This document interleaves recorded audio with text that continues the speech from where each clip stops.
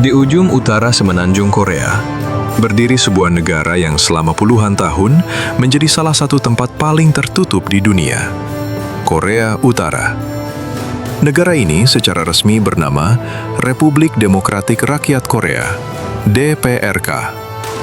Dipimpin oleh keluarga Kim selama 3 generasi, mulai dari Kim Il-sung, dilanjutkan oleh Kim Jong-il, hingga pemimpin saat ini Kim Jong-un. Korea Utara berkembang menjadi sistem yang unik, keras, dan sangat berbeda dari kebanyakan negara di dunia. Banyak orang luar mengenal Korea Utara melalui berita tentang uji coba rudal, parade militer besar, atau isu hak asasi manusia. Namun di balik itu semua, ada kehidupan sehari-hari jutaan warga yang bangun pagi, bekerja, belajar, menikah, dan membesarkan anak, seperti manusia dimanapun.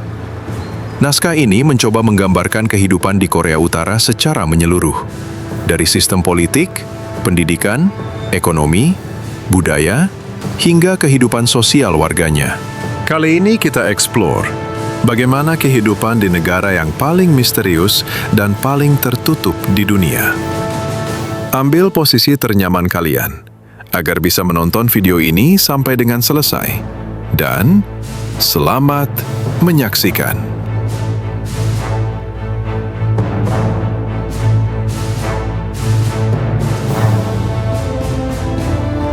Kehidupan sehari-hari rakyat.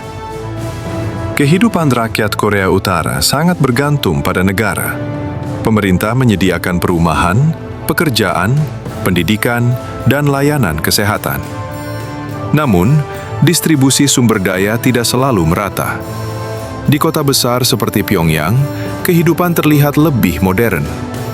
Gedung apartemen tinggi, taman hiburan, dan pusat olahraga berdiri megah. Namun di daerah pedesaan, kondisi bisa jauh lebih sederhana. Sebagian besar warga bekerja di sektor pertanian, industri berat, atau militer. Sistem kerja sangat disiplin dan diawasi. Warga tidak bebas memilih pekerjaan sepenuhnya. Negara sering menentukan berdasarkan kebutuhan nasional.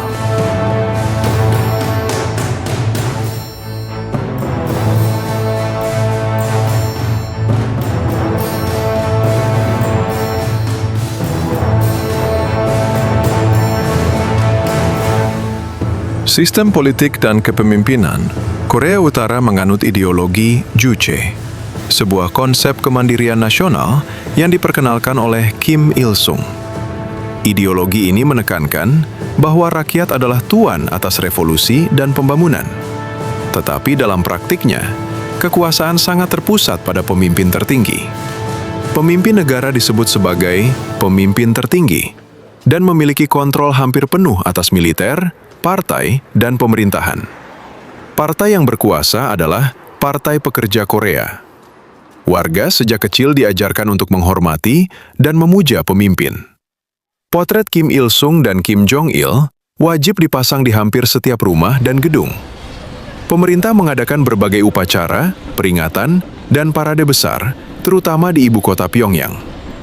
Di Pyongyang, kita bisa melihat monumen besar seperti Mansudae Grand Monument yang menampilkan patung raksasa Kim Il-sung dan Kim Jong-il. Tempat ini menjadi simbol kesetiaan nasional.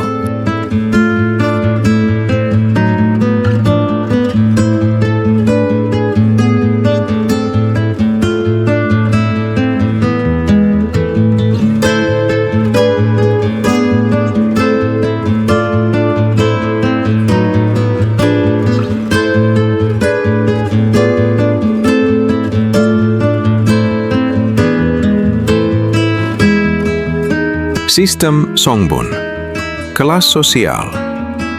Salah satu aspek unik kehidupan di Korea Utara adalah sistem Songbun, yaitu klasifikasi sosial berdasarkan latar belakang keluarga dan loyalitas politik. Warga dibagi menjadi beberapa kategori utama.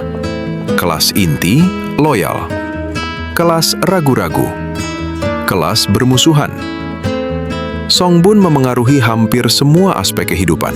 Tempat tinggal, pendidikan, pekerjaan, bahkan akses makanan. Sistem ini membuat mobilitas sosial sangat terbatas.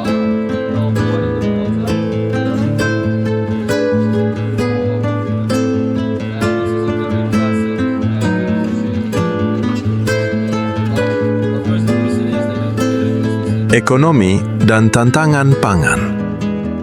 Ekonomi Korea Utara sangat terpusat dan dikendalikan negara. Selama beberapa dekade, negara ini mengalami kesulitan ekonomi berat, terutama setelah runtuhnya Uni Soviet. Pada 1990-an, terjadi kelaparan besar yang dikenal sebagai Arduous March. Banyak warga mengalami kekurangan makanan serius. Saat ini, pasar informal yang disebut Jangmadang menjadi bagian penting kehidupan rakyat. Meskipun secara resmi ekonomi dikontrol negara, praktik pasar ini tumbuh karena kebutuhan. Sanksi internasional juga memengaruhi ekonomi, terutama terkait program nuklir negara tersebut.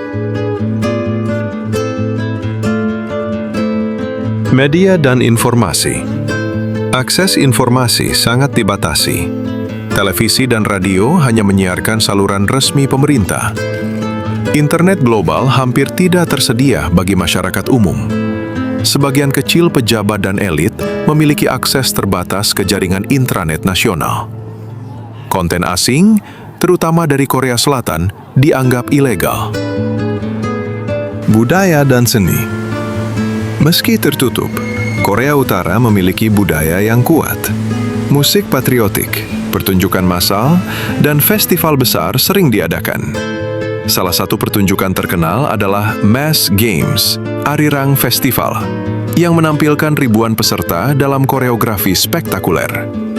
Film dan teater diproduksi untuk memperkuat semangat nasionalisme.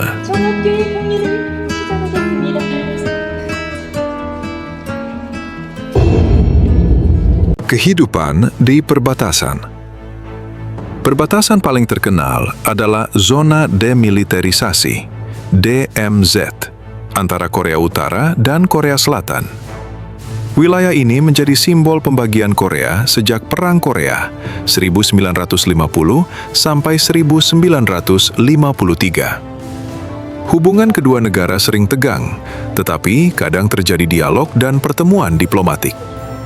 Antara kehidupan di Pyongyang dan di pedesaannya. Pyongyang adalah kota istimewa. Hanya warga dengan songbun baik yang diizinkan tinggal di sana. Kota ini memiliki taman hiburan, stadion besar, dan bangunan modern. Sebaliknya, desa-desa pertanian lebih sederhana. Banyak warga bekerja di ladang kolektif.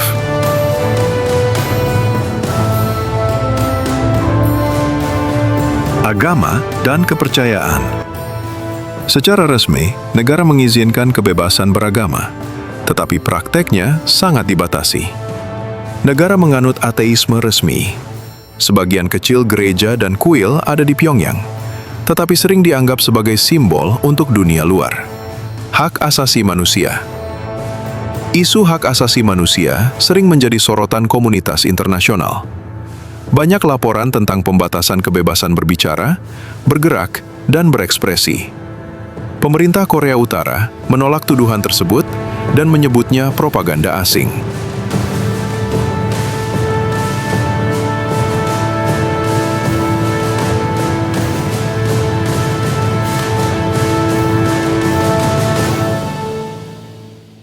Harapan dan perubahan.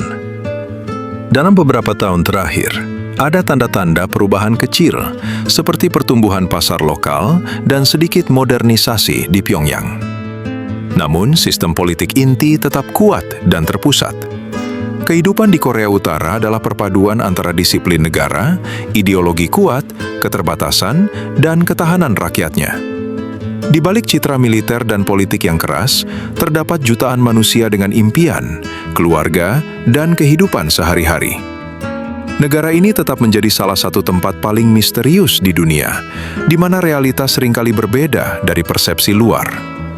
Memahami Korea Utara bukan hanya tentang politik atau senjata, tetapi juga tentang memahami manusia yang hidup di dalamnya.